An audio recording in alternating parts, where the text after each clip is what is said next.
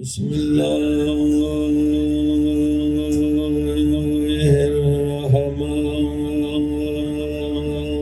الرحيم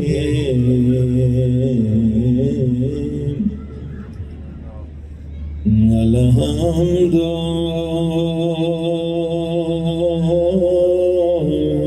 لله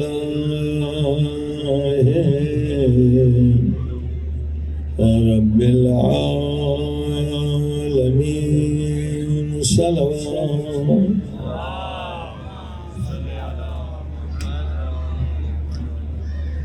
الحمد لله كما هو أهله والصلاة والسلام على سيد المرسلين صلوات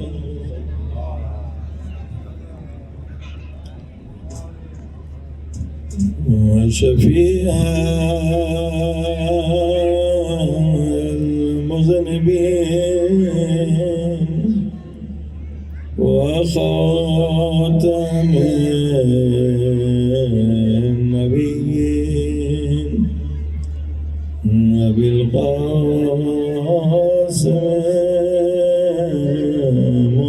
محمد صلى على محمد وآله الطيبين الطاهرين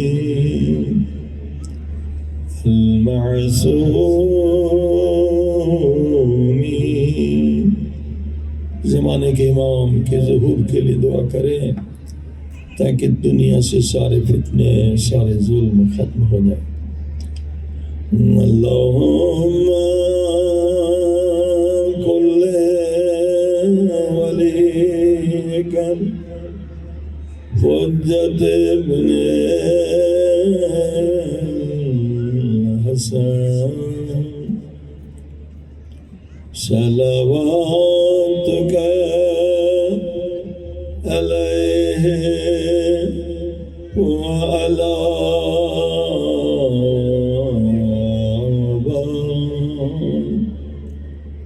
في هذه الساعة وفي كل ساعة وليا وحافظا وقائدا وناصرا ودليلا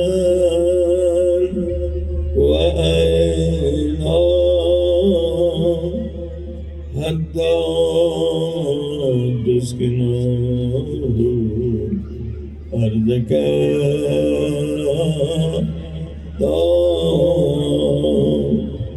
وتمتعه فيها طويلا برحمتك يا أرحم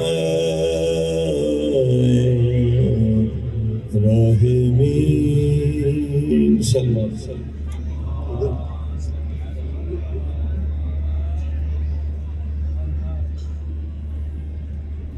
بارد دیگر صلی اللہ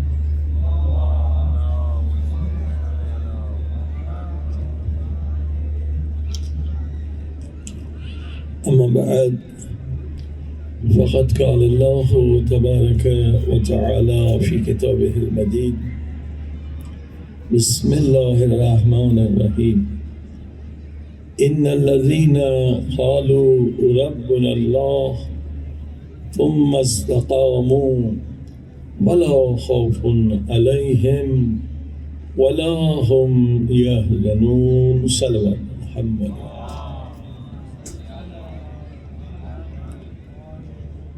معزز سامعین، سورہ مبارک احقاف کی 13ویں آیت پر گفتگو ہو رہی ہے۔ اللہ پاک فرماتا ہے کہ جنہوں نے کہا کہ اللہ ہمارا رب ہے، صرف زبان سے کہنا کافی نہیں، ثم استقاموا، پھر اس پر استقامت کی۔ یہ استقامت بہت بڑا لفظ ہے، ایک بہت بڑی بحث ہے۔ استقامت کرنے والے کون تھے؟ جنہوں نے کلمہ لا الہ الا اللہ کے لیے اپنی گردنیں کٹوا دی۔ اسے کہتے ہیں استقامت۔ کہیں نہیں ڈرے، کہیں نہیں گھبرائے، کبھی ظالم کے سامنے نہیں جھکے، اسے کہتے ہیں استقامت۔ پھر استقامت دکھلائی، ولا خوف علیہم ولا هم یحزنون، ان کے لیے کوئی خوف نہیں ہے، ان کے لیے کوئی ڈر نہیں ہے، ان کے لیے کوئی پریشانی نہیں ہے۔ نہ دنیا میں خوف ہے، نہ قبر میں خوف ہے، نہ قیامت میں خوف ہے، وہ ہر جگہ آزاد ہے۔ صلوات پڑھ محمد وآلہ۔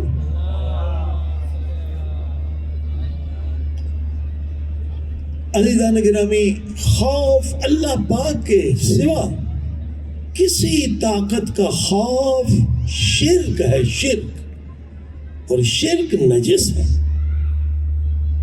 خوف ایک بیماری ہے، خوف ایک نجاست ہے۔ جن کا خوف یہ بھی شرک ہے، بھوت کا خوف یہ بھی شرک ہے، بیماری کا خوف یہ بھی شرک ہے، حکومت کا خوف یہ بھی شرک ہے، نجس ہے، ملٹری کا خوف، پولیس کا خوف، یہ جتنے خوف ہیں یہ سب نجس ہے۔ ایک خوف پاک ہے، وہ ہے اللہ کا خوف۔ اللہ کا خوف کیوں پاک ہے؟ کیونکہ یہ گناہ سے بچاتا ہے، حرام سے بچاتا ہے، ظلم سے بچاتا ہے، نجاست سے بچاتا ہے۔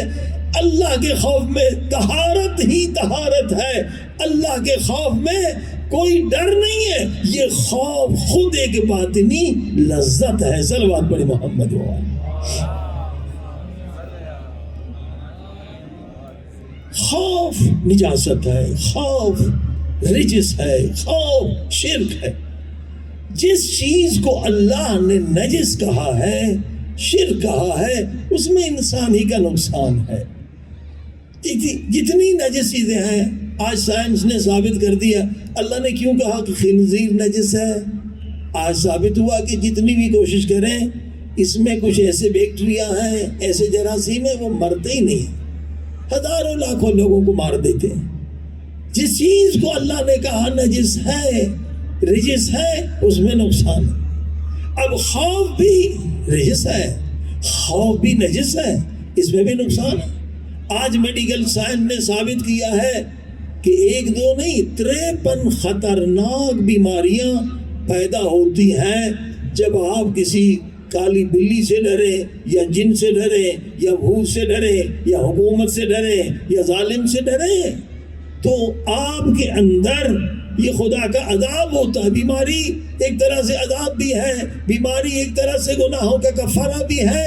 جب آپ کے اندر توحید مضبوط نہیں ہے، آپ غیر اللہ سے ڈرتے ہیں، اللہ کے سوا کسی سے ڈرتے ہیں، تو ایک بیماری یا 2 بیماری میں آپ مبتلا ہو جاتے۔ صلوات پڑھ محمد وآلہ۔ اور یہ قرآن کی عظمت ہے، اسلام کی عظمت ہے کہ اللہ پاک نے 1400 سال پہلے کہا کہ خوف بیماری ہے، خوف نجاست ہے۔ آج سائنس نے ثابت کر دی۔ کل آپ نے سنا کہ خطرناک بیماری امیونو سپریشن، جس کی وجہ سے آپ کی قوت مدافعت ختم ہو جاتی ہے، چھوٹی چھوٹی چیزوں میں آپ بیمار ہو جاتے ہیں، بار بار آپ کے بچے بیمار ہوتے ہیں، کیونکہ بیچارے نہ سمجھنے والے ماں باپ بچوں کو ڈراتے ہیں، جن سے، بھوت سے، چڑیل سے، پتہ نہیں کس کس سے، اور بچہ اپنی امیونٹی پاور، مدافعت جو اللہ نے دی ہے وہ کھو بیٹھتا ہے، یہ کمزور۔ آج ایک اور خطرناک بیماریوں کا سلسلہ عرض کر رہا ہوں خوف کی وجہ سے، تاکہ قرآن کی عظمت سمجھ میں آئے، حدیث کی عظمت سمجھ میں آئے، اور فقہ اسلامی کی عظمت سمجھ میں آئے کہ اللہ نے، اسلام نے جس چیز کو نجس کہا ہے اس میں انسان کے لیے کوئی فائدہ نہیں۔ صلوات پڑھیں محمد۔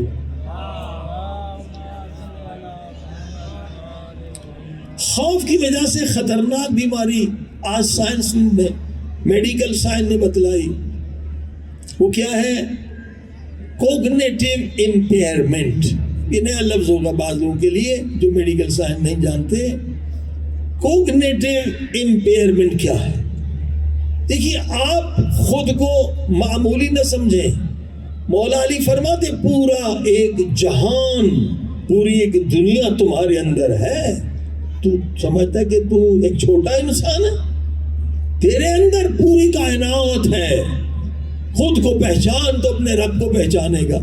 آپ کے یہ جو برین ہے، آپ کی جو کھوپڑی، آپ کا جو سر ہے، اس میں 100 ہزار نہیں، لاکھ 2 لاکھ نہیں، بلین یعنی کروڑہا نیورون ہے، کروڑہا نیورون ہے۔ اگر ان کو آپ جوڑیں تو پوری دنیا جتنی لمبی ہے اس سے بھی زیادہ بڑی دنیا آپ کے برین میں اللہ نے رکھی ہے۔ صلوات پڑھیں محمد وآلہ محمد۔ پوری دنیا سے لمبی ہے یہ، اگر جوڑ کے آپ رسی بنا لیں نیورونز کی تو اتنے بلین نیورونز ہیں۔ اب کیا ہوتا ہے جب آپ بچے کو ڈراتے ہیں، یا آپ ٹرمپ سے ڈرتے ہیں، یا اسرائیل سے ڈرتے ہیں، یا کسی کافر سے ڈرتے ہیں، تو آپ کے برین سے ایک ہارمونز نکلتا ہے، اسٹریس ہارمونز، یا مختلف نام ہے اس کے۔ اس کی وجہ سے نقصان کیا ہوتا ہے؟ یہ جو نیورون ہے نا، یہ آپس میں ان کی کمیونیکیشن ہے، یہ آپس میں گفتگو کرتے ہیں، ان کا آپس میں کنیکشن ہے، وہ پورا کنیکشن ڈسٹرب ہو جاتا ہے۔ کروڑہا نیورونز برین کے اندر جو ہے، اس اسٹریس، اس ہارمونز کی وجہ سے ایک کیمیکل چینج آتی ہے، اور آپ کے برین کے اندر جو نیورون ہے اس کا سسٹم ڈسٹرب ہو جاتا ہے۔ صلوات پڑھی محمد وآلہ۔ اچھا، نقصان کیا ہوتا ہے اس کے بعد؟ جب آپ بچے کو ڈراتے ہیں یا خود ڈرتے ہیں تو نقصان کیا ہوتا ہے؟ فرمایا برین سیل گیٹ انجرڈ اور ڈائی۔ آپ کے برین سیل یا زخمی ہو جاتے ہیں یا مر جاتے ہیں۔ اللہ اکبر۔ یہ ماں باپ صرف بچے کو سلانے کے لیے جن بھوت سے ڈراتے ہیں، چڑیل سے ڈراتے ہیں، کبھی کسی اور سے ڈراتے ہیں۔ بچے کی برین سیل آپ کل کر رہے ہیں، قتل کر رہے ہیں۔ اللہ اکبر۔ گناہ ہے بچے کو بزدل بنانا، مشرک بنانا، نجس بنانا۔ یہ بچہ کبھی اسلام کے کام نہیں آئے گا، کبھی امام زمانہ کا سپاہی نہیں بنائے گا، جسے ماں باپ بچپن سے بزدل بنا رہے ہیں، مشرک بنا رہے ہیں۔ برین سیل گیٹ انجرڈ اور ڈائی۔ اللہ اکبر۔ کیوں؟ Due to lack of oxygen. جب یہ ہارمونز آتے ہیں آپ کے دماغ کی آکسیجن کو کم کر دیتے ہیں، کچھ برین سیل مر جاتے ہیں، کچھ ڈیمیج ہو جاتے ہیں۔ یہ ایک نقصان۔ اب کیونکہ مجلس ہے، کوئی میڈیکل کا سیمینار نہیں کہ میں ڈیٹیل بتاؤں، صرف اشارہ کرتے جاؤں گا۔ اور دوسرا نقصان کیمیکل امبیلنس۔ کیمیکل امبیلنس ہو جاتا ہے، آپ کے دماغ میں بہت زیادہ نقصان ہو جاتا ہے۔ جو اللہ نے بیلنس رکھا ہے، اس امبیلنس کی وجہ سے نیورو ٹرانسمیٹرز جو یہ آپس میں گفتگو کرتے ہیں اور آپ کو طاقت دیتے ہیں، آپ کی میموری کو مضبوط بناتے ہیں، آپ کی عقل کو مضبوط بناتے ہیں، اس میں بہت نقصان ہو جاتا ہے۔ آپس میں گفتگو نہیں کر سکتے۔ اللہ اکبر۔ اس کے بعد کیا نقصانات ہوتا ہے؟ Parts of brain shrink. کبھی زیادہ خوف ہونے کی وجہ سے آپ کا برین سکڑ جاتا ہے. اللہ اکبر. سب سے عظیم عضو آپ کے بدن میں برین ہے، دماغ ہے. آپ خود ہی اپنے بچے کو مار رہے ہیں، خود ہی اسے برباد کر رہے ہیں. آپ کا برین سکڑ جاتا ہے، اس کی جو حیثیت ہے وہ کم ہو جاتی ہے. اللہ اکبر. اور اسی طرح سے کیا ہوتا ہے، بہت ساری کمیونیکیشن میں فرق آ جاتا ہے. مثال دیتا ہوں، مثلا آپ ایک آدمی کا چہرہ جانتے ہیں مگر نام بھول جاتے ہیں. یہ اسی خوف کی وجہ سے ہوتا ہے نا. جب آپ کے اندر یہ ڈر ہوتا ہے، چہرہ پہچان لیا، نام بھول گئے، 1000 مرتبہ پوچھا، نام بھول گئے. یہ میموری لاس اس لیے ہو رہا ہے خوف کی وجہ سے، ڈر کی وجہ سے. اب بہت سارے نقصانات ہیں جو آگے آپ سنیں گے کہ ڈرنا ہے تو صرف اللہ سے ڈرنا ہے. اللہ پاک کے سوا کسی طاقت سے ڈرنا ایمان نہیں بلکہ شرک ہے. شرک نجاست ہے، اس کے دنیا آخرت میں بے شمار نقصانات ہیں. صلوات پڑھیں محمد.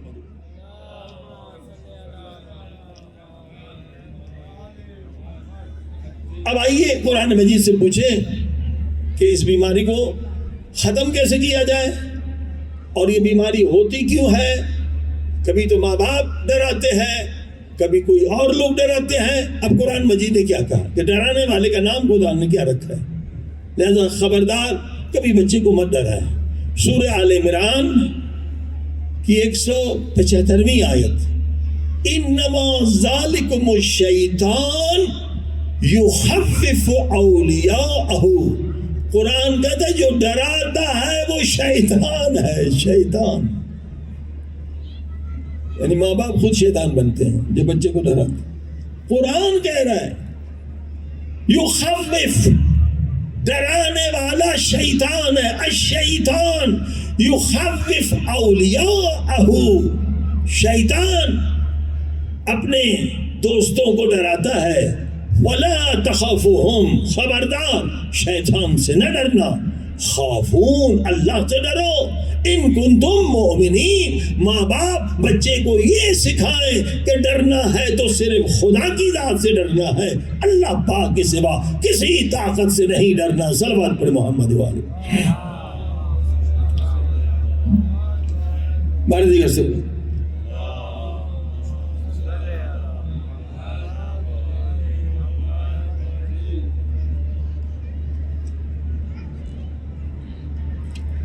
کسی طاقت سے نہیں ڈرنا. اب ڈر کیسے ختم کیا جائے، یہ تو سن لیا آپ نے کہ شیطان ڈراتا ہے. کیسے ڈراتا ہے؟ یوسوس فی صدور الناس من الجنۃ والناس. شیاطین انسانوں کی شکل میں بھی ہیں، وہ بھی ڈراتے ہیں. جیسے ایران میں جب تک ایران کی قوم امریکہ سے نہیں لڑی تھی تو یہاں کیا کہتے تھے کچھ لوگ جو شیطان کے نمائندے تھے کہ ہم ایران ہیں، کیسے لڑ سکتے ہیں، امریکہ اتنی بڑی طاقت ہے، ہم 2 دن میں شکست کھا جائیں گے، 2 دن میں امریکہ میں مار کے دیں گے. یہ لوگ شیطان تھے جو ڈراتے تھے قوم کو کہ ہم امریکہ کا مقابلہ 2 دن میں نہیں کر سکتے.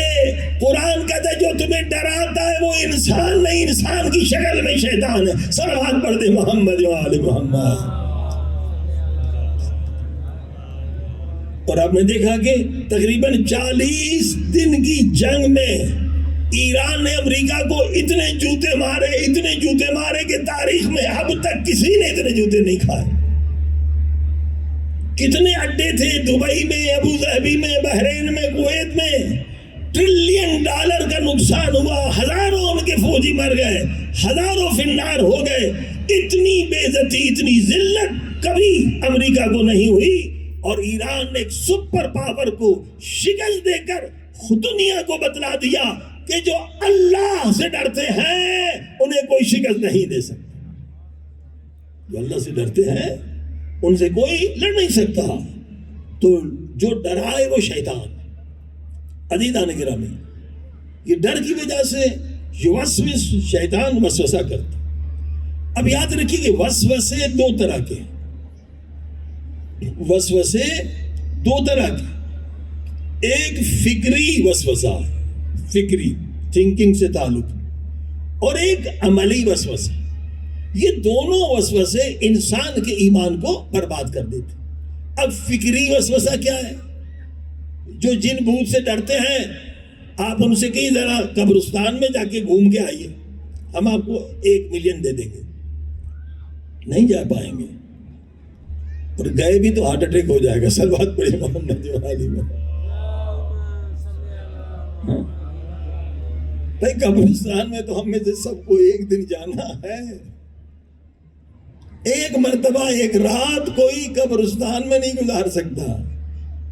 حالانکہ بیچارے قبروں میں مردے سب سے بے ضرر ہیں، مردہ کسی کو کوئی نقصان نہیں دے سکتا۔ اب مردوں سے ڈر رہے، ڈرنا تو زندہ لوگوں سے ہے۔ صلوات پڑھیے محمد والی۔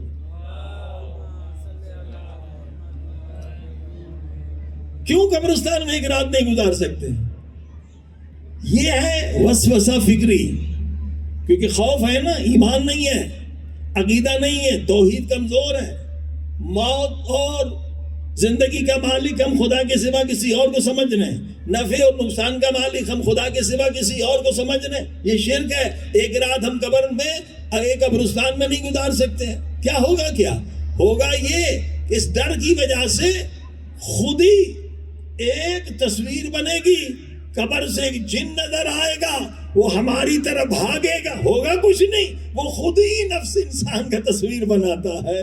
وہ جناب تصویر سبب بنے گی انسان ہارٹ اٹیک ہو جائے یا مر بھی سکتا ہے۔ صلوات پڑھی محمد والی۔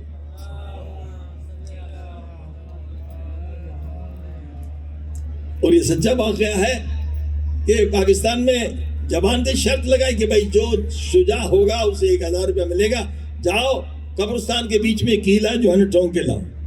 تو 1000 اس زمان میں بڑی رقم تھی۔ ایک نے لالچ میں آ کے، ہاں وہ تھا بیچارہ مشرک، یعنی ڈرپوک تھا، نہیں کہ وہ مشرک جو بت پرست، شرک خفی میں مبتلا تھا، جن بھوت سے ڈرتا تھا۔ اب وہ جناب 1000 روپے کی لالچ میں گیا، کیل ٹھوک رہا، ادھر بھی دیکھ رہا ہے ادھر بھی دیکھ رہا ہے، کوئی جن بھوت تو نہیں آ رہا ہے۔ اور پاکستان میں نا لمبی لمبی قمیصیں پہنتے، اندھیرا تھا، وہ اپنی قمیص ہی پہ ٹھونک رہا تھا، کیلا اپنی قمیص پہ ٹھونک رہا تھا۔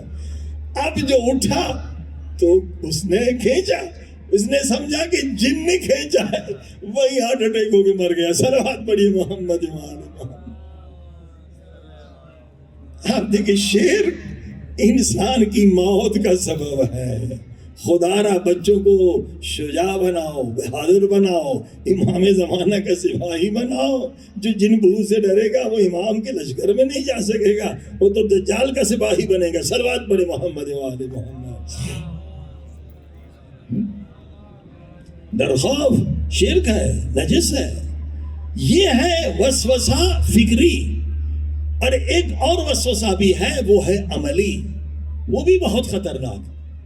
عملی وسوسہ یہ دیندار لوگ کرتے ہیں۔ اب وضو کر رہے ہیں کہ وضو غلط ہے، ٹوائلٹ میں چلے گئے، ارے بھائی نجس ہو گیا، آدھا گھنٹہ ٹوائلٹ میں لگا دیا۔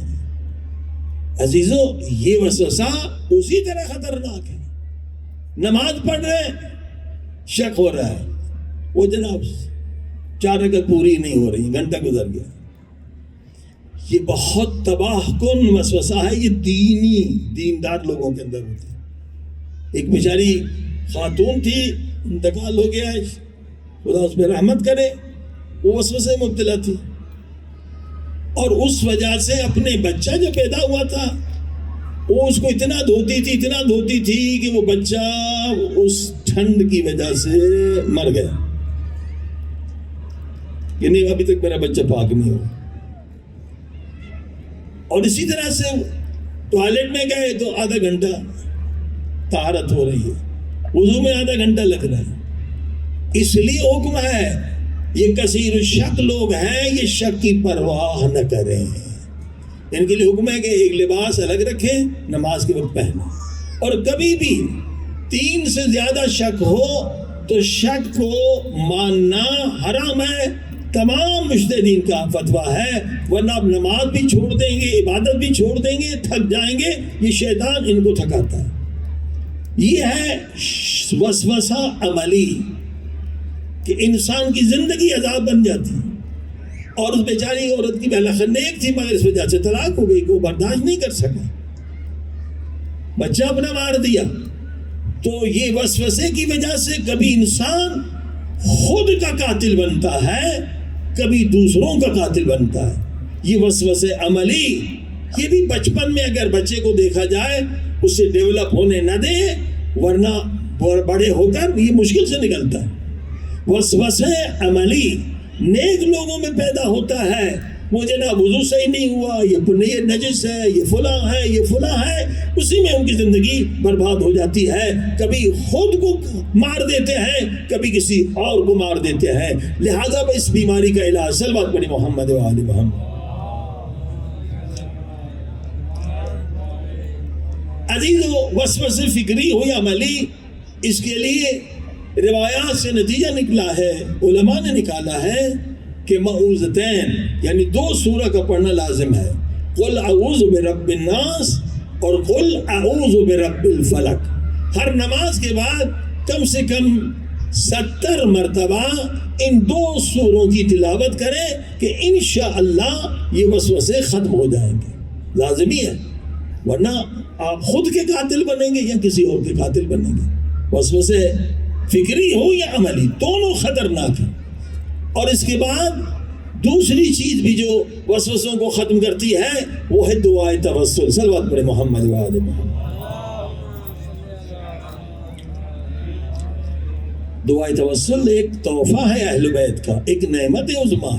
اب آزما کے دیکھیں, کوئی بھی مشکل ہو, کوئی بھی مسئلہ ہو, دعائے توسل ہر نماز کے بعد 1 مرتبہ دعائے توسل پڑھ کے دیکھیں, یعنی 3 مرتبہ. تو آپ دیکھیں گے کہ آپ کی مشکلات حل ہو جاتی ہیں, آپ کی حاجت پوری ہو جاتی ہے. 40 دن کا یہ عمل ہے. دعائے توسل کتنی دیر لگتی ہے؟ 5-10 منٹ کا مسئلہ ہے, مگر عجیب فوائد ہیں اس کے. دعائے توسل. اور پھر قرآن کریم نے فرمایا وَاسْتَعِینُوا بِالصَّبْرِ وَالصَّلَاةِ. اگر آپ چاہتے ہیں ان وسوسوں سے بچیں تو نماز سے مدد لیں, صبر سے اور نماز سے. صبر روزہ ہے اور نماز ہے. ان وسوسوں سے بچنے کے لیے جو لوگ بھی ان وسوسوں میں مبتلا ہیں ہفتے میں کم سے کم 2 روزے رکھیں تو وسوسے کم ہو جائیں گے. اور نماز 3 نمازیں بہت اہم, نہ صرف وسوسوں کو ختم کرنے کے لیے, ساری پریشانیوں کو ختم کرنے کے لیے اہل بیت نے ہمیں 3 نمازیں بتائی ہیں. یہ 3 عظیم الشان تحفے ہیں. ایک نماز امام زمانہ علیہ السلام, جس میں ایاک نعبد و ایاک نستعین 100 مرتبہ پڑھتے ہیں, مسجد جمکران میں پڑھتے ہیں. یہ عظیم الشان تحفہ ہے, عظیم الشان اس کے فوائد ہیں.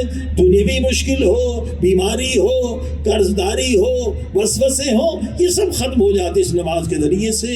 اور دوسری نماز ہے جعفر طیار. یہ بھی معجزہ ہے.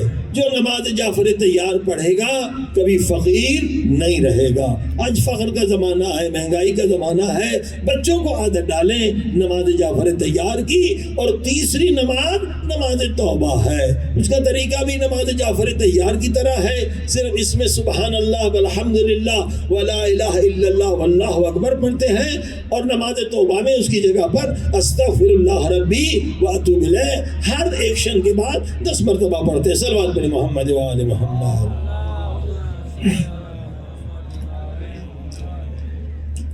تو عزیزان گرامی, قرآن اور اہل بیت عظیم الشان نعمتیں ہیں.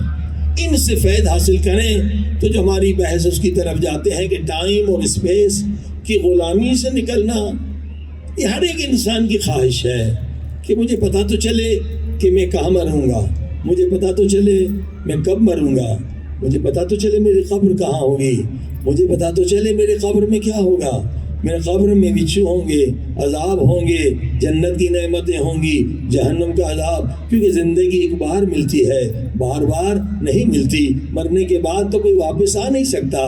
ہر انسان چاہتا ہے کہ زمان اور مکان کی قید سے آزاد ہو کر ذرا میں برزخ کا نظارہ کر لوں, ذرا میں جنت کا نظارہ کر لوں, ذرا میں تھوڑا سا تو جان لوں کہ میری عمر کتنی ہے. کہ میرے بچے کتنے ہوں گے، ان کا مستقبل کیا ہے، یہ ہر ایک انسان کی خواہش ہے، مگر پوری اسی کی ہوتی ہے جو قرآن و اہل بیت کی تعالیم پر عمل کرے۔ صلوات پر محمد وآلہ۔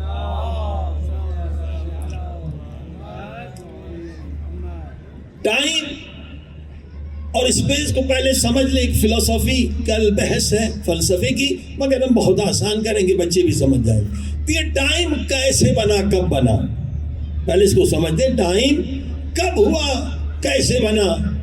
جب مادہ اللہ نے خلق کیا تو ٹائم بھی بن گیا۔ وہ کیوں؟ کیونکہ مادہ پرانا ہوتا ہے، ایک دن گزرا، 2 دن گزرا، اس کی 1 سال عمر ہے، تو مادہ ہوتا ہے پرانا، اس میں آتی ہے تبدیلی۔ تو ٹائم کا تعلق میٹر سے ہے، مادے سے ہے۔ جب مادہ نہ تھا تو ٹائم بھی نہ تھا۔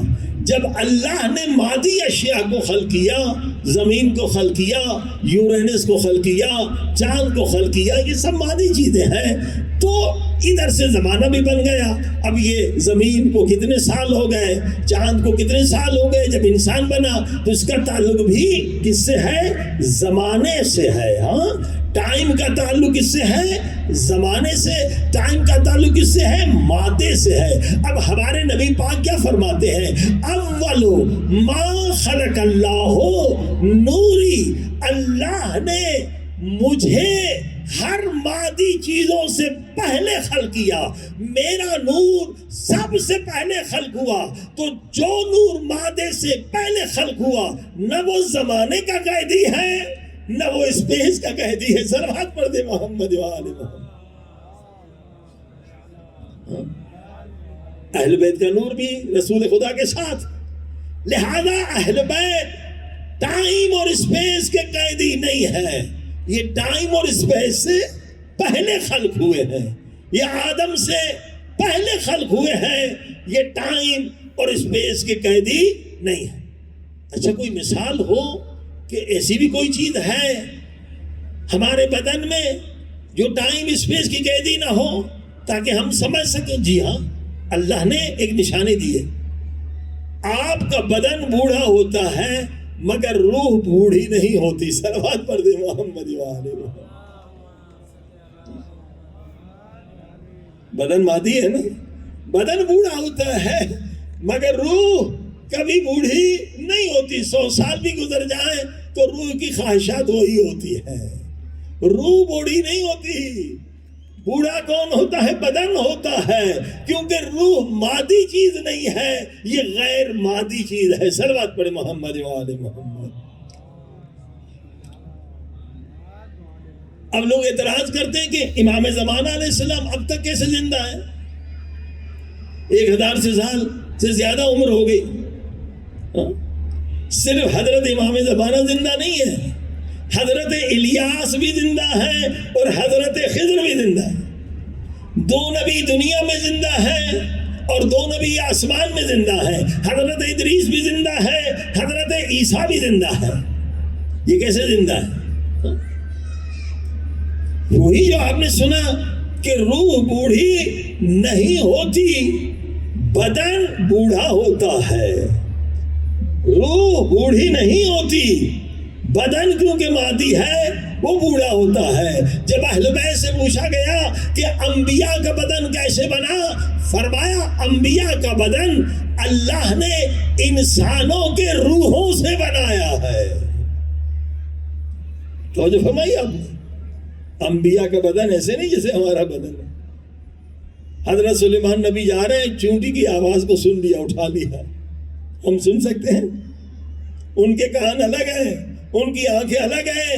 انبیاء کا بدن انسانوں کے روحوں سے بنتا ہے۔ تو ابھی آپ نے سنا کہ روح بوڑھی نہیں ہوتی، روح ٹائم اسپیس کی قیدی نہیں ہے۔ انبیاء کا بدن ٹائم اسپیس کا قیدی نہیں ہے، زمان مکان کا قیدی نہیں ہے۔ تو پھر اہل بیت کا بدن، پھر امام زمانہ کا بدن کیسے بنا؟ روایات میں فرمایا کہ اہل بیت کا بدن انبیاء کی روحوں سے بنتا ہے۔ امام زمانہ کا بدن انبیاء کی روحوں سے بنا ہے۔ تو جو انبیاء کی روحوں سے بنے وہ بوڑھے کیسے ہوں گے؟ صلوات پڑھے محمد۔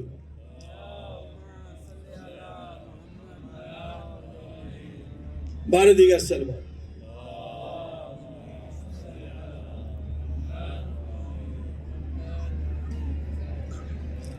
اور پھر ٹائم اور اسپیس کی بحث ہے تو اصحاب کہف کی مثال ہے.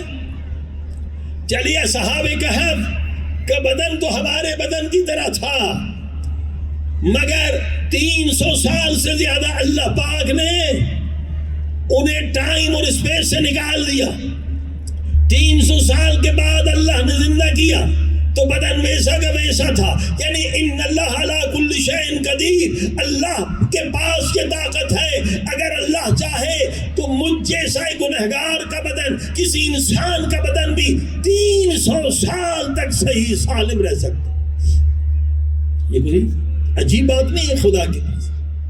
عزیزان گرامی، امام زمانہ علیہ الصلوۃ والسلام کا بدن انبیاء کی روحوں سے بنا ہے. امام زمانہ کی معرفت ہم پر واجب ہے. من لم یعرف امام زمانہ مات میتۃ الجاہلیہ، اگر کوئی امام زمانہ علیہ السلام کی معرفت حاصل نہ کرے وہ کافر ہو کے مر گیا، جاہل ہو کے مر گیا. امام کی معرفت ہم پر واجب ہے. کیوں واجب ہے؟ معرفت جب آئے گی تو دل میں محبت آئے گی. جب دل میں محبت آئے گی، کتنی محبت؟ ماں باپ سے زیادہ محبت، اولاد سے زیادہ محبت، اپنی جان سے زیادہ محبت. جب یہ محبت آئے گی تو عشق ملاقات پیدا ہوگا کہ میں مولا کی زیارت کروں، مولا کی خدمت میں پہنچوں. اور جب عشق ملاقات پیدا ہو جائے تو امام زمانہ یہ فرماتے ہیں، اے ہمارے شیعو، میں تم سے دور نہیں ہوں، تمہارے گناہوں نے تمہیں مجھ سے دور کر دیا. تو انسان کوشش کرے گا گناہوں سے آزاد ہو جاؤں تاکہ کم سے کم زندگی میں ایک مرتبہ امام زمانہ کی قدم بوسی کر سکوں، مولا کا چہرہ دیکھ سکوں، مولا کے ہاتھوں کا بوسہ لے سکوں.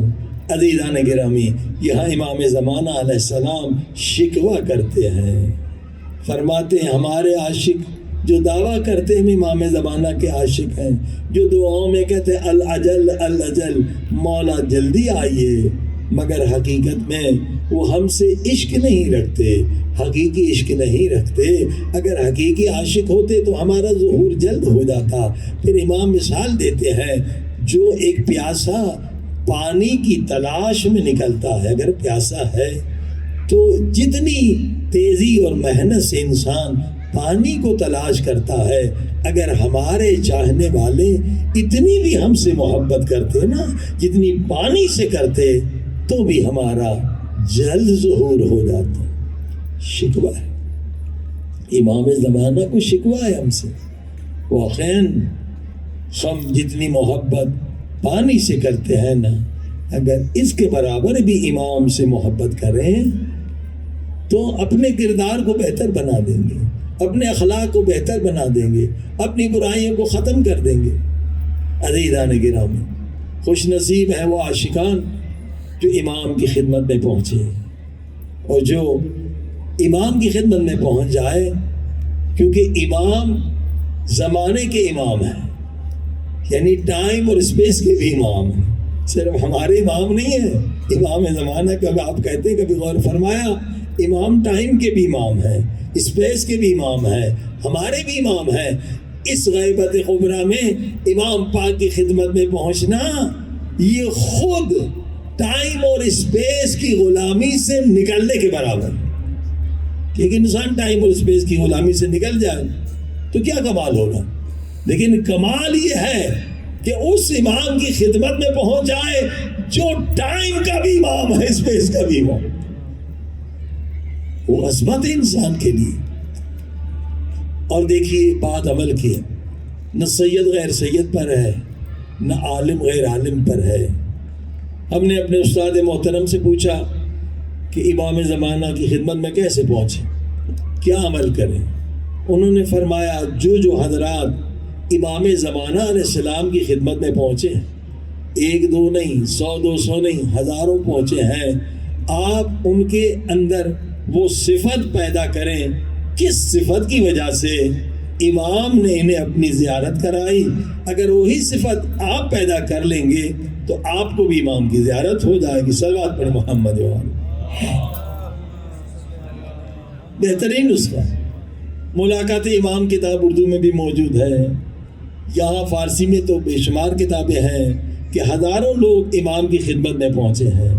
اور انسان جب انسان کامل بنتا ہے اسی وقت امام زمانہ کی خدمت میں پہنچتا ہے جب ساتوں اعضاء سے گناہ ختم ہو جاتے ہیں, حب دنیا نکل جاتی ہے, حب ذات نکل جاتی ہے, انسان عاشق دنیا نہیں عاشق خدا بنتا ہے, عاشق اہل بیت بنتا ہے, تو پھر امام زمانہ اسے اپنی زیارت کراتے. آج ایک قصہ حقیقی واقعہ آپ کی خدمت میں عرض کروں کہ ایک سید عبد الکریم نام اس کا, کوئی عالم نہیں ہے, کوئی بہت بڑا انسان ظاہراً نہیں ہے, ایک موچی ہے, جوتے بنانے والا.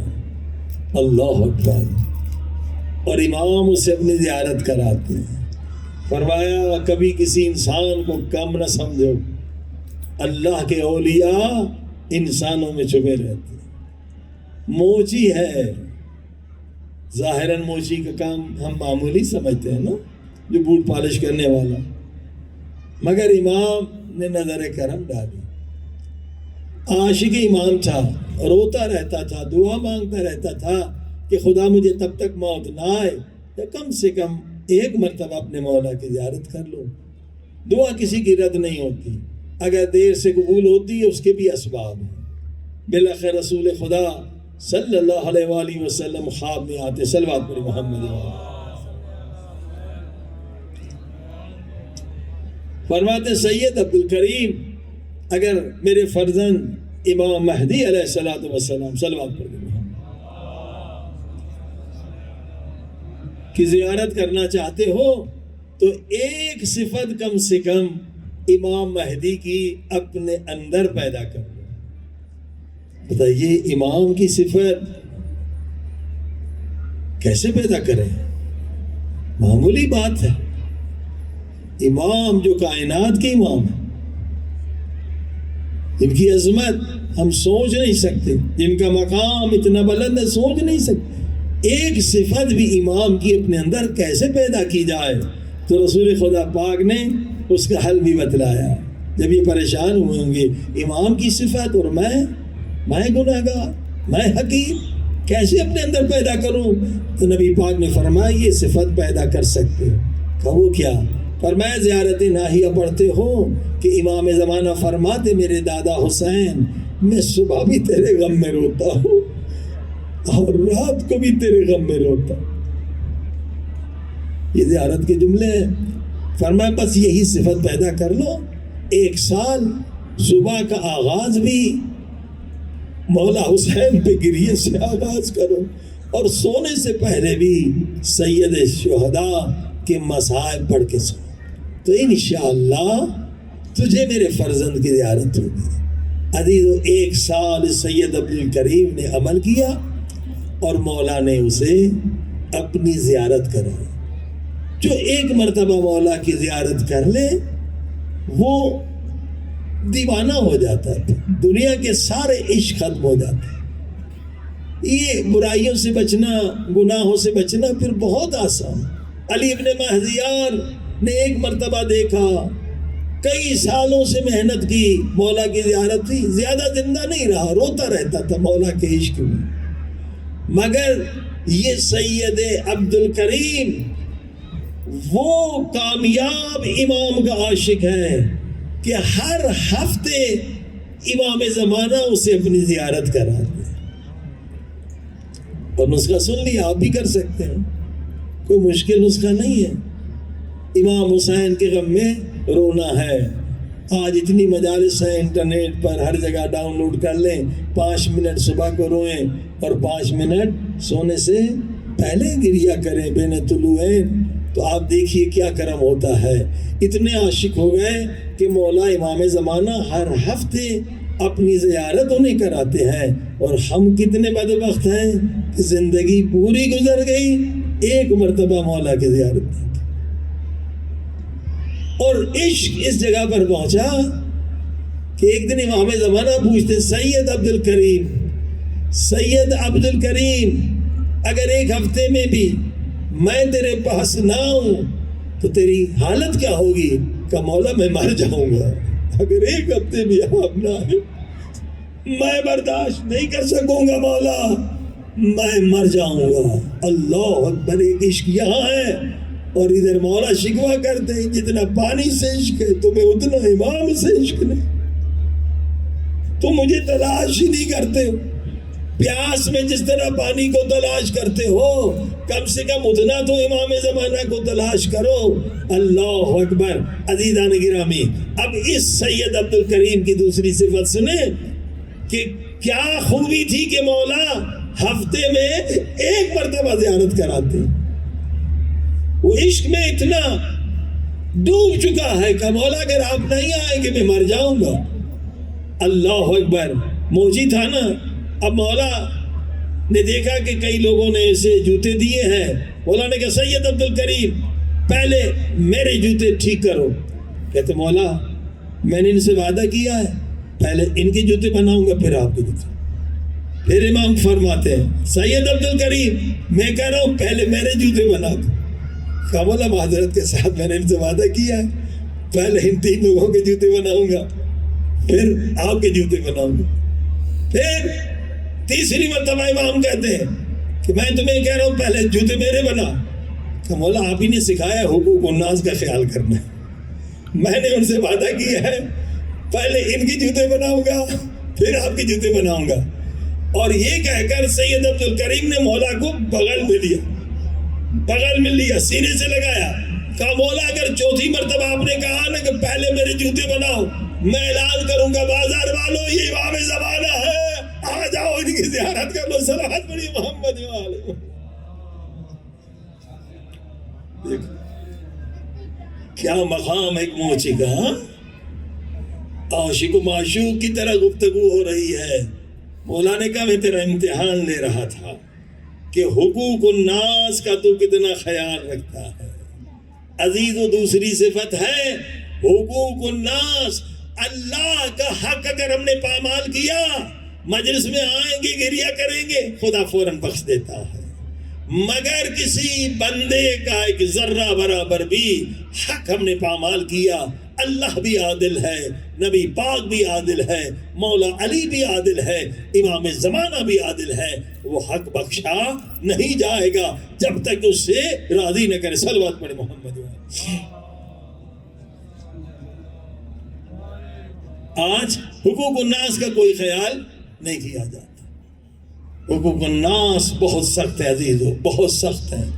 رسول خدا آخری وقت میں کہتے ہیں لوگوں اگر کسی پر کسی کا بھی مجھ پر حق ہے تو بتاؤ، اگر میں نے کسی کو کوئی زیادتی کی تو بتاؤ، میں اس دنیا سے جانے والا ہوں۔ تو ایک صحابی کھڑا ہو گیا کہ رسول خدا ایک مرتبہ گھوڑے پہ چڑھ رہے تھے، آپ کے ہاتھ میں ایک لکڑی یا تازیانہ تھا اور وہ میرے بدن پہ لگ گیا تھا، میں چاہ رہا ہوں کہ سانس بدلا لینا۔ رسول خدا بیمار ہے، رسول خدا نے کہا میں حاضر ہوں۔ وہی لکڑی اٹھا، وہی تازیانہ اٹھا اور جتنا تجھے لگا مجھے لگا۔ اصحاب رونے لگے کہ یہ کیسا صحابی ہے، اپنے نبی سے قصاص لے رہے ہیں۔ کہا نہیں اللہ کے رسول، جب آپ کا یہ تازیانہ جو لکڑی مجھے لگی تھی نا اس وقت میری پیٹھ ننگی تھی، میں ایسا ہی قصاص لوں گا، آپ کو ماروں گا تو آپ کی پیٹھ بھی ننگی ہونی چاہیے۔ رسول خدا نے کہا میں حاضر ہوں۔ سید الانبیاء سید المرسلین محبوب خدا حقوق الناس سکھا رہے ہیں، بیمار ہیں، اصحاب رونے لگے۔ اس حالت میں یہ کیسا صحابی نبی کو تکلیف دے رہا ہے کہ میں ماروں گا آپ کو، بدن پہ قمیض بھی اتار۔ رسول خدا نے قمیض اتار دی۔ اب اس نے وہ لکڑی تازیانہ پھینکا، آگے مہر نبوت کو چوما کہ اللہ کے رسول یہ تو بہانہ تھا، میں آپ کے مہر نبوت کو چومنا چاہتا تھا۔ صلوات پڑھ دے محمد وآل محمد۔ مگر اس کے ساتھ درس تو دیا نا نبی پاک نے کہ حقوق الناس بہت اہم ہے. میں نبی ہوں، میں معصوم ہوں، پھر بھی کہہ رہا ہوں حق الناس حق الناس. معاف نہیں ہونے والا. ایک دوسرے سے معافی مانگ لو. عزیزان گرامی، جیسے بیوی کبھی شوہر پہ ظلم کرتی ہے، کبھی شوہر بیوی پہ ظلم کرتا ہے، کبھی ہمسائے ایک دوسرے پہ ظلم کرتے ہیں، کبھی مومن کسی مومن کی غیبت کرتے ہیں. یہ سارے حقوق الناس میں ہیں. جب تک ایک دوسرے کو معاف نہ کریں، جب تک ایک دوسرے سے معافی نہ مانگیں، امام زمانہ کی زیارت نہیں ہو سکتی ہے. لہٰذا سب سے زیادہ خیال حقوق الناس کے. حقوق الناس اسی لیے فرمایا رد مظالم کی رقم ہے. اگر غلطی سے کسی کو نقصان ہو گیا، غلطی سے کسی کی چیز توڑ دی ہے، تو حساب لگائیں زندگی میں آپ نے کتنا نقصان کیا ہوگا. وہ رقم دے دیں، مدرسے میں دے دیں، ولی فقیہ کو دے دیں، نائب امام کو دے دیں، تاکہ جب دنیا سے آپ جائیں کسی انسان کا حق آپ کی گردن پہ نہ ہو. صلوات پڑھی محمد.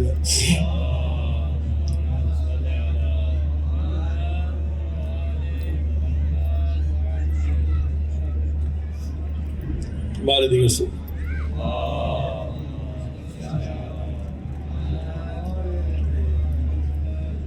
لازمی ہے حقوق الناس کا خیال رکھیں.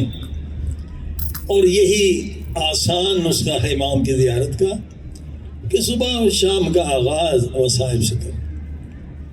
پہلے بھی ہم نے عرض کیا کہ اگر اجتماعی طور پر یہ کام کیا جائے، ایک گروپ بنایا جائے ایتا پہ، واٹس ایپ پہ، اور مل کے مومنین اگر یہ کام کریں تو شاید یہ آسان ہو جائے.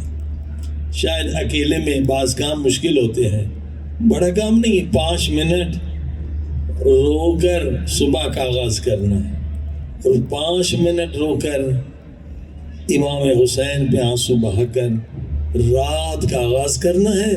اور صرف 1 سال کا عمل ہے، اور وہ کام ہوگا جو ناممکن ہے وہ ممکن ہو جائے گا. گویا آپ ٹائم اور اسپیس کی غلامی سے نکل جائیں گے. امام ٹائم اور اسپیس سے آزاد ہیں، آپ ان کی خدمت میں پہنچ جائیں گے. اور یہ مومن کے لیے معراج ہے، مومن کے لیے معراج ہے. آئیے دعا کریں. حرم پاک میں دعا بھی قبول ہوتی ہے، پھر مجلس بھی ہے، مجلس میں بھی دعا قبول ہوتی ہے، پھر ایام عزا بھی ہیں. کہ خدا ہمیں توفیق دے. کم سے کم یہ آسان کوشش تو کریں تاکہ مرنے سے پہلے امام زمانہ کی زیارت میں کامیاب ہو جائے.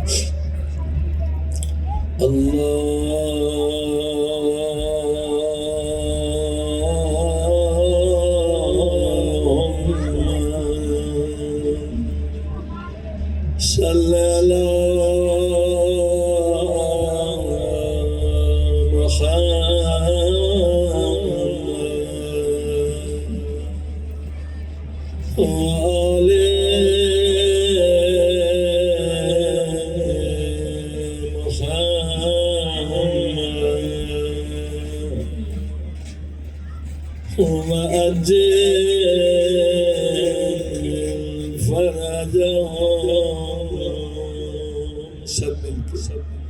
اللہم صلی علی محمد وآل محمد وعجل فرجهم بلند واسع. اللہم محمد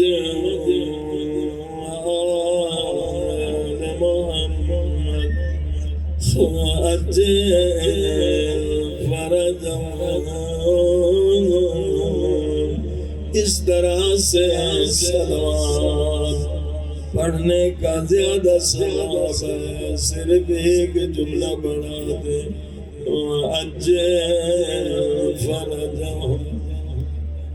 کیوں اللہم صلی علی محمد وآل محمد فضائل کا جملہ ہے.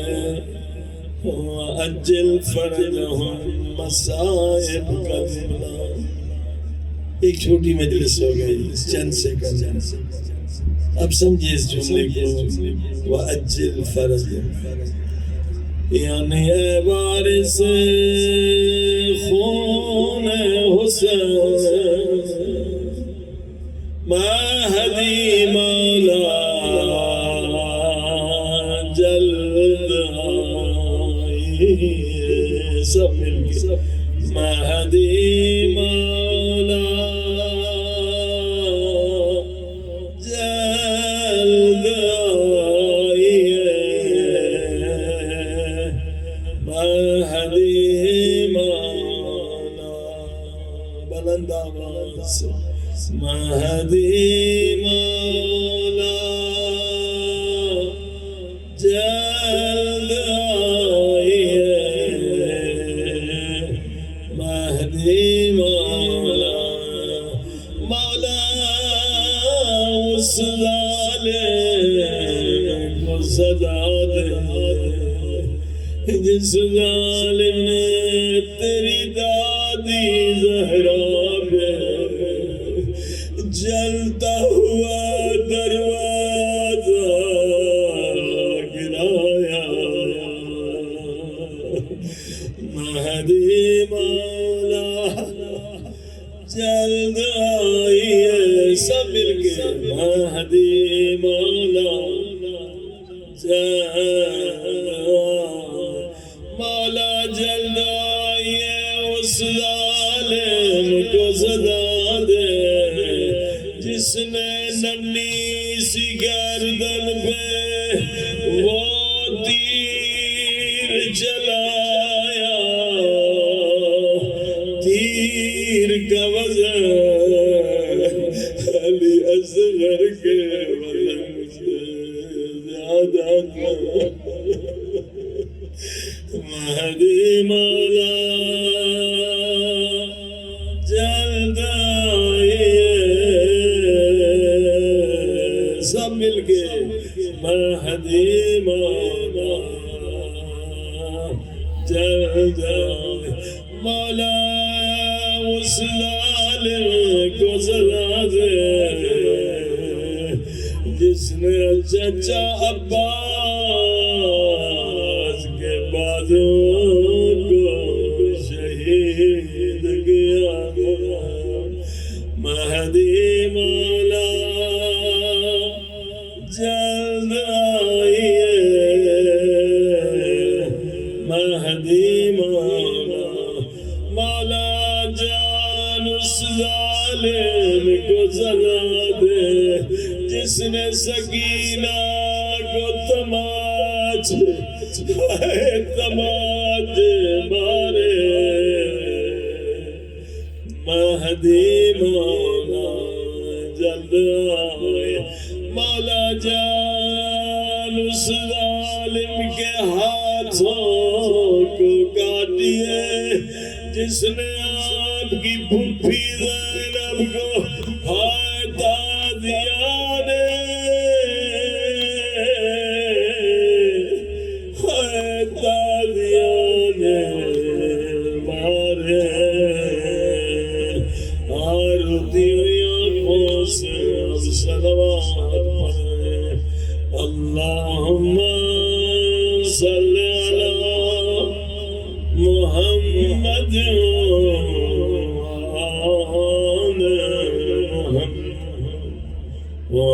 وعجل فرجهم. روتی آنکھوں سے دعا قبول ہوتی ہے. 10 مرتبہ فریاد کریں یا غفار یا غفار یا غفار یا غفار.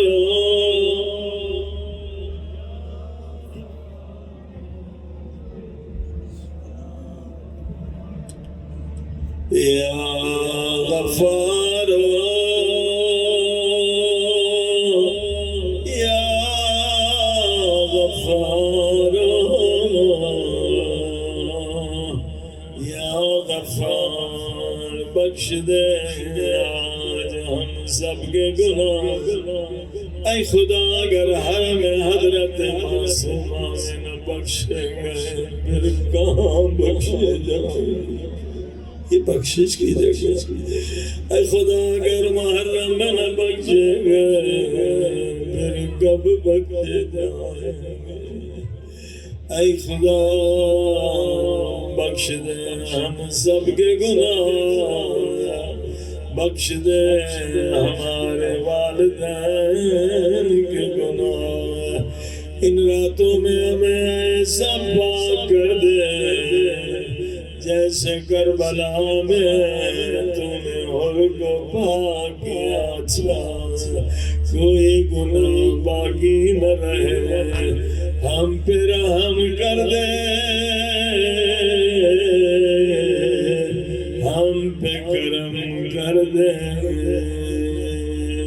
روایت میں اگر روتی ہوئی آنکھوں سے سجدے میں کوئی 7 مرتبہ یہ ذکر کرے اس کی دعا کبھی رد نہیں ہوتی یاد کر لیں یہ ذکر کیا ذکر یا ارحم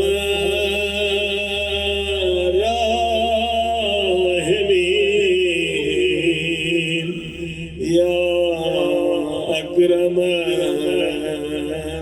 اکرمین اللہ پاک کے 2 پیارے نام ہیں یا ارحم الراحمین خدا تجھ سے بڑھ کر کوئی رحم کرنے والا نہیں یا اکرم الاکرمین خدا تجھ سے بڑھ کر کوئی کرم کرنے والا نہیں آئیے دونوں ناموں سے التماس کریں دونوں کی دامن کو پکڑیں ان سے نورانیت لیں اور حسین کے غم میں جب آنسو آئیں ان ناموں کا واسطہ دیں سب مل کے کہیں یا ارحم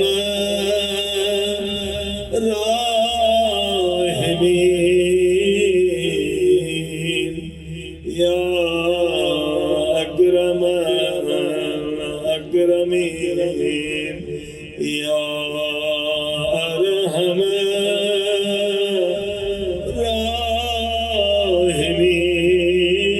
راحمین یا اکرم اکرمین چند مرتبہ اور پڑھیں ذکر یاد ہو جائے قبر کی تنہائی میں کام آنے والا ذکر ہے سکرات کے بعد کام آنے والا ذکر ہے قبر کے اندھیرے کو مٹانے والا ذکر ہے پورے وجود کے ساتھ 5 مرتبہ ذکر کریں یا ارحم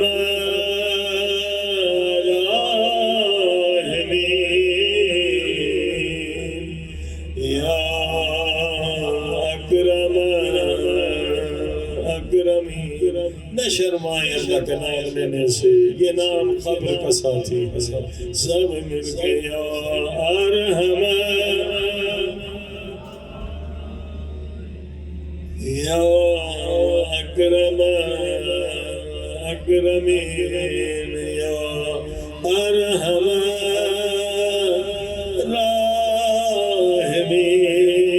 راحمین یا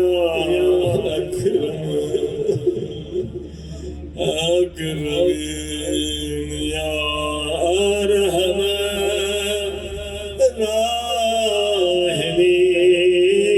راحمین یا اکرم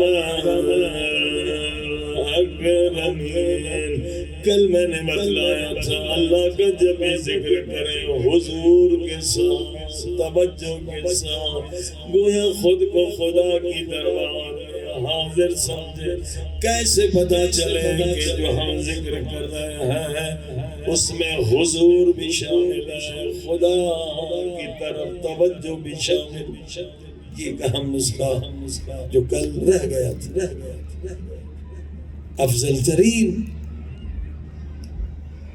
عبادت ذکر خدا و ذکر اہل بیت مگر حضور کے ساتھ توجہ کے ساتھ کیسے پتا چلے آج عرض کرا حضور کا پتہ کیسے چلے مثلا آپ غصے والے غصہ آتا ہے اگر ذکر کر رہے ہیں غصہ آ گیا یعنی حضور میں نہیں. خدا کے حضور میں کون غصہ کر سکتا ہے؟ آیت اللہ اس میں اگر خامنہ ہی آ جائیں آپ غصہ کریں گے؟ آیت اللہ بہجت کے حضور میں غصہ کریں گے؟ نہیں کریں گے. تو اگر کوئی گالی دے رہا ہے غصے میں آ رہے ہیں یعنی حضور نہیں ہے، بس ذکر ہے زبانی. حضور کا پتہ چلتا کوئی گالی بھی دے غصہ نہیں آتا، کوئی برا بھی کہے غصہ نہیں آتا. دوسرا مجادلہ. اکثر میاں بیوی میں جو طلاقیں ہوتی ہیں مجادلے کی وجہ سے. مجادلہ کیا ہے؟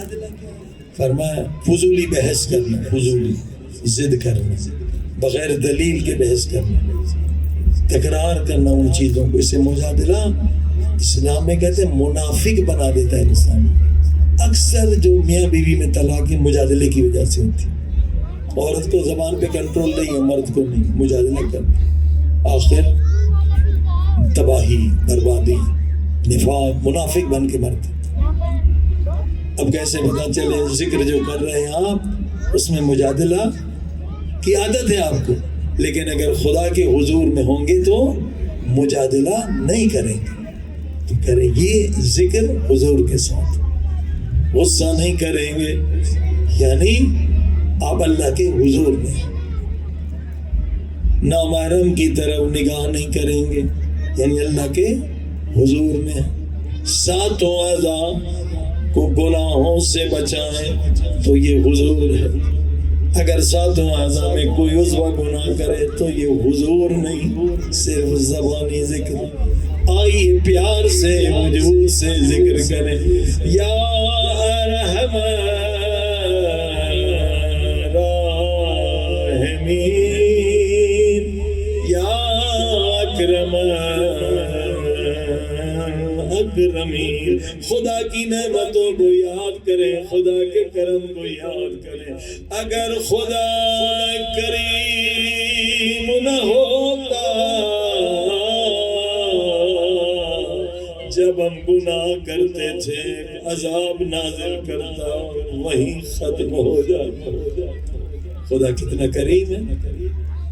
بندہ گناہ کرتا ہے، یہ زمین شعور رکھتی ہے. یسبح للہ ما فی السماوات والارض. قرآن کہتے زمین تسبیح پڑھتی ہے جب بندہ گناہ کرتا ہے. زمین عاشق خدا ہے، زمین عاشق امام زمان. اس زمین کو جلالت کہتی ہے میرے اللہ مجھے اجازت دے اس بندے کو نگل جاؤں، اسے اتنا دباؤں، اس کی ہڈیوں کو سرما بناؤں. تیرا ہی نمک کھا رہا ہے، تیرے ہی دربار میں گناہ کرنا، اس گستاخ کو سزا. خدا کہتا ہے نہیں زمین تجھے اجازت نہیں، انتظار کر، میں بھی انتظار کر. یہ خدا کا کرم.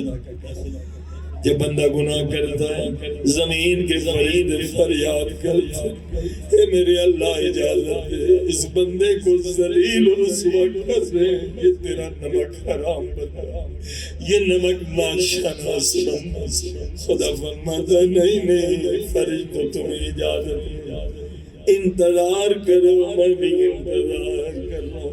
جب بندہ گناہ کے پیچھے گناہ کرتا ہے آسمان کے فرشتے فریاد کرتے ہیں میرے اللہ ہم سے برداشت نہیں ہوتا، تیری دربار میں تیری گستاخی کر رہا، ایک عذاب اس میں نازل کریں، اس کو فنار کرنا. خدا فرماتا ہے نہیں فرشتوں اجازت نہیں، انتظار کرو، میں بھی انتظار کروں.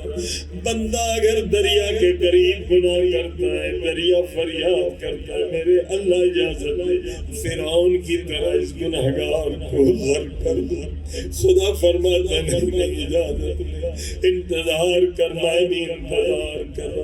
کبھی بندہ پہاڑ کے درمیان، پہاڑ کے بغل میں گناہ کرتا، پہاڑ بھی عاشق خدا ہے، فریاد کرتا میرے اللہ اجازت دے ایک پتھر گرا دو، اسے پامال کر دو.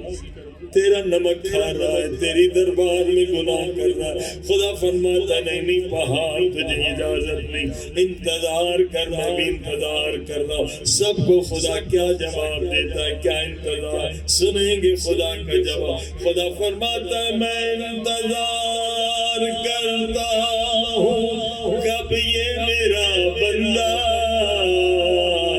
پشیمان ہو کر میرے در پہ توبہ کے لیے آئے، توبہ کے لیے آئے. میں اس کے سارے گناہ معاف کر دوں گا. اے میرے اللہ تو نے بلایا، ہم آ گئے ہیں توبہ کے لیے. میرے اللہ حرم پاک معصوم میں آئے، تجھے اس پاک بیوی کا واسطہ دے رہے، ہماری توبہ قبول کر لے. ہم میں سے کوئی خالی نہ جائے، سب گناہوں سے پاک ہو کر جائے. میرے اللہ تو نے فرمایا جب بھی دعا مانگو واسطے کے ذریعے سے دعا مانگو. میرے اللہ میں تجھے واسطہ دے رہا ہوں اس شہید کا. انشاءاللہ یہ واسطہ خدا رد نہیں کرے گا. کس کا واسطہ؟ اے خدا اس شہید مظلوم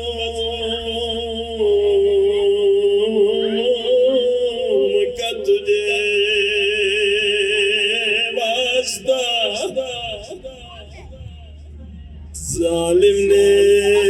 ظالموں نے جس شہید کی لاش کے پاؤں میں رسی باندھی، ہر مظلوم کی لاش کوفے کی گلیوں میں پھرانے لگے. سمجھ گئے ہوں گے یہ کون مظلوم ہے، یہ مظلوم مسلم ابن عقیل حسین کے سفیر جو غربت میں مارے گئے.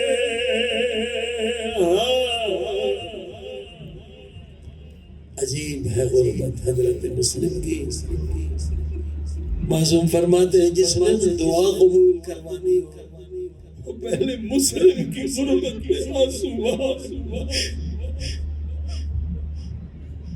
معصوم فرماتے جو مسلم کی غربت پہ رو کے دعا مانگے گا اللہ پاک اس کی دعا رد نہیں کرے گا. آخر حضرت مسلم کی کیا خصوصیت، کیا مظلومیت؟ اے عزیز و امام حسین بھی غریب پردیسی کو حضرت مسلم بھی غریب ہے. مولا حسین آپ بھی غریب الوطن ہے، مسلم بھی غریب الوطن. آپ بھی پردیس میں مارے گئے، حضرت مسلم بھی پردیس میں مارے گئے. مگر ہاتھ باندھ کے عرض کروں گا مولا حسین میری جان آپ پہ فدا، میری اولاد آپ پر فدا. مولا مگر ایک فرق ضرور ہے، آپ کی لاش پہ بہنے آئی، بہنوں نے گریہ کیا ماتم کیا، مگر مسلم وہ غریب ہے اور جس کی لاش پہ کوئی رونے والا بھی نہ تھا. مسلم کی لاش پہ کوئی ماتم کرنے والا بھی نہ تھا. اللہ اللہ حضرت مسلم بھی شہید ہوئے، ان کے 2 بچے بھی شہید۔ جب یہ لٹا ہوا قافلہ کوفے سے کوفے کی طرف جانے لگا، عجیب امتحان تھا سیداتیوں کی۔ بی بی زینب پہلی مرتبہ کوفے نہیں آئی تھی، اس سے پہلے بھی کوفے آئی تھی، پہچان لیا، پوچھا سجاد یہ کون سا شہر؟ فرمایا پھوپھی اماں یہ کوفہ ہے۔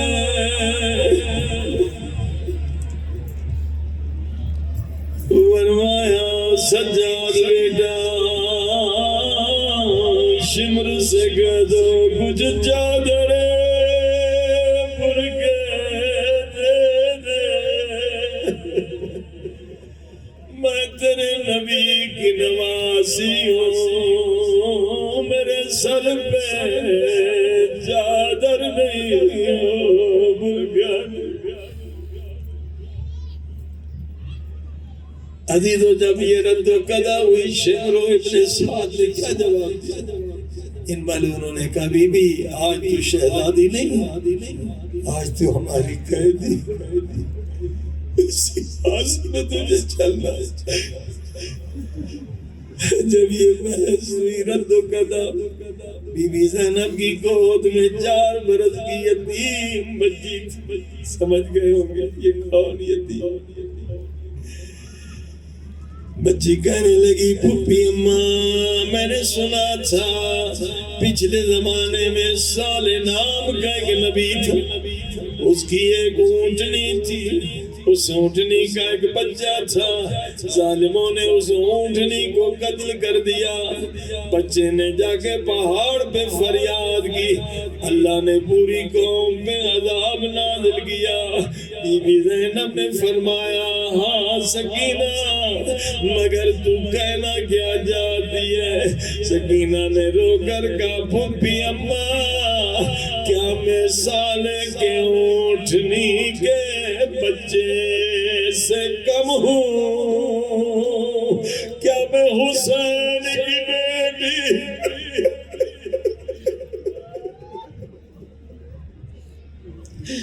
کیا میں حسین کی بیٹی نہیں؟ پھوپھی اماں اجازت دے میں بد دعا کروں، اس قوم پہ عذاب نازل ہو۔ بد دعا کا نام آیا، سر حسین سے آواز آئی سکینہ بد دعا نہ کرنا، اے زینب بد دعا نہ کرنا، میری خاطر چلی آ۔ اللہ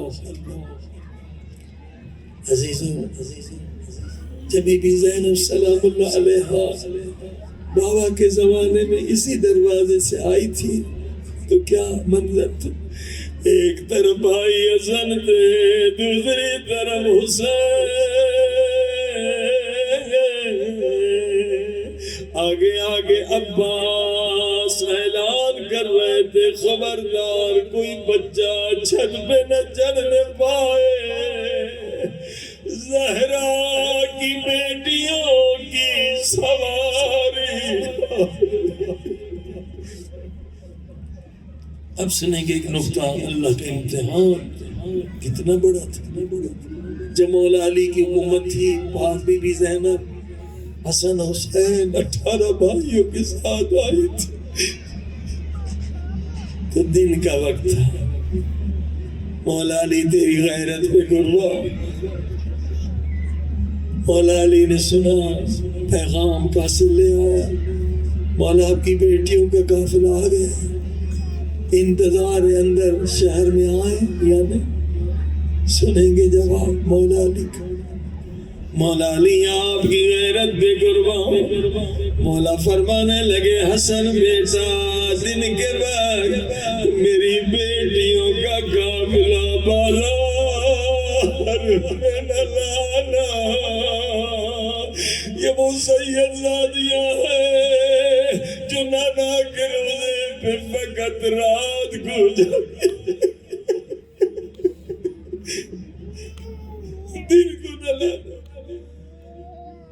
حسن بیٹا رات ہونے کا انتظار کرو، پھر میرے بیٹیوں کو کوفے کی بازار میں لانا۔ بس عزیزوں امتحان سجاد مولا کا بڑا سخت ہے۔ اب جو کربلا سے کوفے میں قافلہ پہنچا تو رات کے وقت پہنچا، ہائے ملعون شبر نے پیغام بھیجا، ابن زیاد لٹا ہوا قافلہ آ گیا ہے، سنو گے سیدو او غیرت مندو۔ ملعون ابن زیاد نے کیا کہا؟ دن ہونے کا انتظار کرو، ہزاروں بدماشوں کو جمع کرو، پتھروں کی بارشوں کا بندوبست کرو۔ آئے سجاد کا گویا جگر پھٹ گیا، یہ بھی علی ہے وہ بھی علی تھا۔ اب جیسے قافلہ دروازے کے قریب پہنچا تو ایک میٹھی سی آواز آئی، السلام علیکم یا ابن رسول اللہ، زہرا کے بیٹے میرا سلام ہو، نبی کے فرزند میرا سلام۔ بی بی زینب نے دیکھا دشمنوں کے مجمع میں کون ہے، میرے غریب بھائی پہ سلام بھیجنے والا۔ پھر آواز آئی، نبی کی نوازی میرا سلام قبول کر لے۔ اب جو پاک بی بی نے غور سے دیکھا، کیا دیکھا؟ ایک کٹا ہوا سر ہے جس کے ہونٹ ہل رہے، آواز آ رہی ہے۔ جب بی بی زینب نے غور سے دیکھا تو چیخیں بلند، بھائیا مسلم، بھائیا مسلم، بھائیا مسلم آپ سر سے آواز آئی ہوگی، آقا دادی آپ کا غلام، آپ کا سفیر استقبال کے لیے حاضر ہے۔ مگر کوفے والوں نے کیسے استقبال کیا؟ جھولیاں پتھروں سے بھر کے آئے اور ایک مرتبہ پتھروں کی بارش شروع۔ ایک 5 برس کا بچہ ہے، بچے کو تو عقل نہیں ہوتی، جو دوسرے کرتے وہی کرتے۔ اس بچے نے بھی ایک پتھر اٹھایا اور مولا حسین کے سر کو مارنا چاہا۔ ایک دوسرے کٹے ہوئے سر سے آواز آئی، یوسف پتھر نہ مار، یہ میرے مولا حسین کا سر ہے۔ بچہ ڈر گیا، اس سر کے قریب آیا، اے شہید راہ خدا تو کون ہے؟ میرے نام سے کیسے واقف ہے؟ کیونکہ پورا سر خون میں ڈوبا ہوا تھا۔ سر سے آواز ہے، یوسف بیٹا میں تیرا باپ حبیب بن مظاہر ہوں، دعا کرے کوئی 5 برس کا بچہ بابا کا کٹا ہوا سر میں دیکھ، بچہ زمین پہ گر گیا اور سر میں خاک ڈال کے ماتم کرنے لگا۔ حبیب کے کٹے ہوئے سر سے آواز آئی، او بیٹا ماتم بعد میں کرنا، جلدی جا گھر میں جا، اماں کو بلا کے لا اور اماں سے کہنا خالی ہاتھ نہ آئے، کچھ چادریں کچھ برقع وہ لے کر آئے، نبی زادیوں کے سروں پہ برگے نہیں.